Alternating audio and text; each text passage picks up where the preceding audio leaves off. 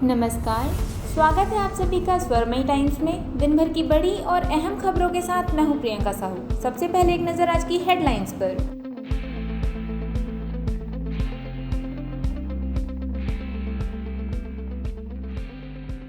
मुख्यमंत्री भूपेश बघेल राजधानी रायपुर से धमधा के लिए रवाना हुए, जहां उन्होंने रवाना होने से पहले पत्रकारों से चर्चा करते हुए एथेनॉल को लेकर कहा कि राज्य में चावल का उत्पादन आवश्यकता से अधिक है, इसलिए भारत सरकार से धान से एथेनॉल बनाने की अनुमति मांगी थी। एथेनॉल का रेट तय करने की बात भी कही थी, लेकिन भारत सरकार के कानों में जू नहीं रेंग रही है। विद्युत संविदा कर्मियों के आंदोलन को लेकर मुख्यमंत्री ने कहा कि विद्युत कर्मचारियों की भर्ती की प्रक्रिया चल रही है। कुछ लोग न्यायालय गए, न्यायालय के आदेश का पालन करना हमारी बाध्यता है। अब यदि एग्जाम होते हैं उसमें इसके बारे में विचार किया जा सकता है। कुछ बोनस अंक भी दिए जा सकते हैं, पर सभी को नहीं। हमारे साथ दोहरी परेशानी है। इसके साथ ही कोरोना को लेकर मुख्यमंत्री भूपेश बघेल ने कहा, यह चिंता का विषय है। हमें लग रहा था कि तीसरी लहर समाप्त हो गई है। देश की राजधानी दिल्ली में कोरोना को लेकर प्रतिबंधात्मक कदम उठाए गए हैं। हमें भी सूचना मिल रही है। हम विचार करेंगे, आवश्यकता पड़ी तो सुरक्षा के उपाय के लिए आदेश जारी करेंगे। बिल्कुल ये चिंता का विषय है कि कोरोना के फिर से तीसरी लहर हम लोग समझ रहे थे कि अब वो समाप्त हो गया है, लेकिन फिर से देश की राजधानी दिल्ली में इस प्रकार से और उसने प्रतिबंधात्मक कदम उठाए हैं। मध्य प्रदेश में भी इस प्रकार की सूचनाएं मिल रही है। हम लोग भी इसमें विचार करेंगे, यदि आवश्यकता पड़ेगी तो जो प्रारंभिक रूप से जो उसके सुरक्षा के जो उपाय हैं उसके लिए आदेश जारी करेंगे।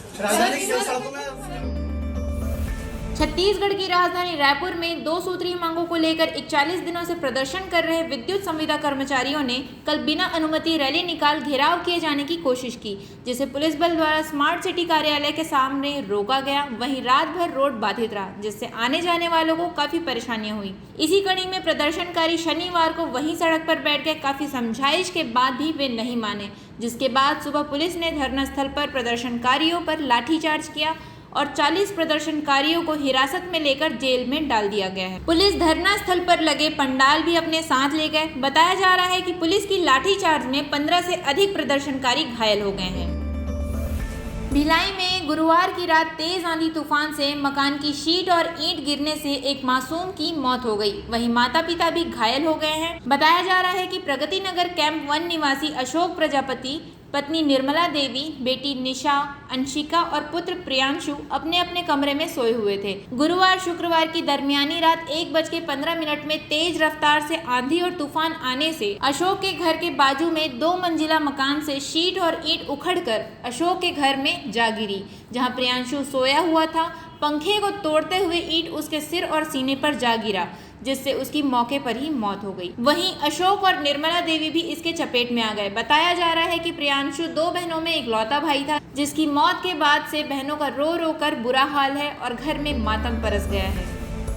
सरगुजा पुलिस ने बड़ी कार्यवाही करते हुए शहर के नामचीन कबाड़ व्यवसायी व कांग्रेस नेता के गोदाम में छापामार कार्रवाई की है। दरअसल कबाड़ी के गोदाम में चोरी का सामान बेचे जाने की लगातार शिकायत मिल रही। इसी कड़ी में पुलिस ने छापामार कार्रवाई करते हुए 1 करोड़ से अधिक के कबाड़ को जब्त कर गोदाम को सील कर दिया है। बता दें कि चोरी के मामले में एक आरोपी को कोतवाली पुलिस ने गिरफ्तार किया था और चोर की निशादेही पर चोरी का सामान खरीदने वाले कांग्रेस नेता के कबाड़ गोदाम पर कोतवाली पुलिस ने छापा मारा। साथ ही चोरी के सामान को पुलिस ने कांग्रेस नेता के गोदाम से बरामद किया है। कोतवाली पुलिस ने कबाड़ व्यापारी को धारा 91 के तहत नोटिस जारी किया है, जिससे यह साफ हो जाएगा कि गोदाम में रखे अन्य कबाड़ चोरी के हैं या कबाड़ी के निजी हैं। बहरहाल पुलिस गोदाम को सील कर आरोपी कांग्रेस नेता बाबर खान को गिरफ्तार कर थाने ले आई है।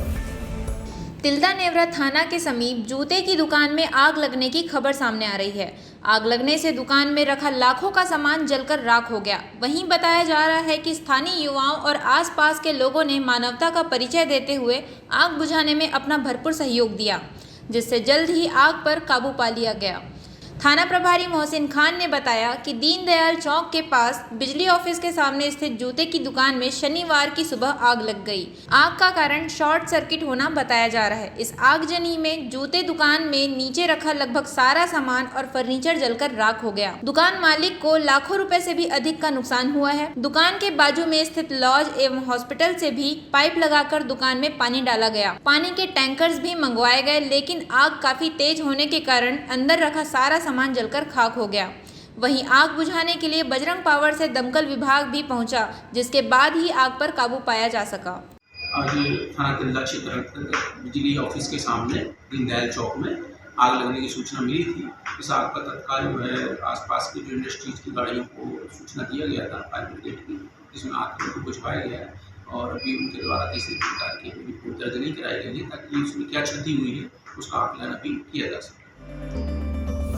सरगुजा जिले के सीतापुर थाना क्षेत्र के सरहदी ग्राम केरजू में 3 अज्ञात नकाबपोश आरोपियों द्वारा कट्टे की नोक पर वरिष्ठ कांग्रेसी नेता और व्यवसायी सुरेंद्र अग्रवाल के यहां डकैती डालने और कट्टे की नोक पर उनकी पत्नी और बहू से जेवरात समेत नकदी रकम लूटपाट का मामला सामने आया है। आपको बता दें कि यह डकैती और लूटपाट तब हुआ जब सुरेंद्र अग्रवाल के घर में कोई पुरुष सदस्य नहीं थे। सीतापुर थाना अंतर्गत ग्राम केरजू है, वहाँ पर एक फैमिली के यहाँ कल शाम को 3 लड़के मोटरसाइकिल पर आए थे और ये तीनों लड़के जिनके हाथ में एक भरमार जैसी एक बंदूक भी थी और संभवतः पल्सर मोटरसाइकिल में आए थे और आने के पश्चात ये घर में घुसे हैं। दुकान जो था उनका साथ में दुकान लगा हुआ तो वहाँ घुसे और वहाँ पर सोने की जो चैन महिलाएं पहनी थी उनको उन्होंने लिया है और साथ ही साथ जो गले में पैसा था वो लगभग 5,000 रुपये वो भी वो लूट कर। बालोद जिले के एक छोटे से गांव घुमका में कक्षा 6वीं में पढ़ने वाली महज 11 साल की छात्रा नरगिस यूपीएससी टॉपर बनने का लक्ष्य लिए 10वीं बोर्ड परीक्षा देने की तैयारी कर रही है।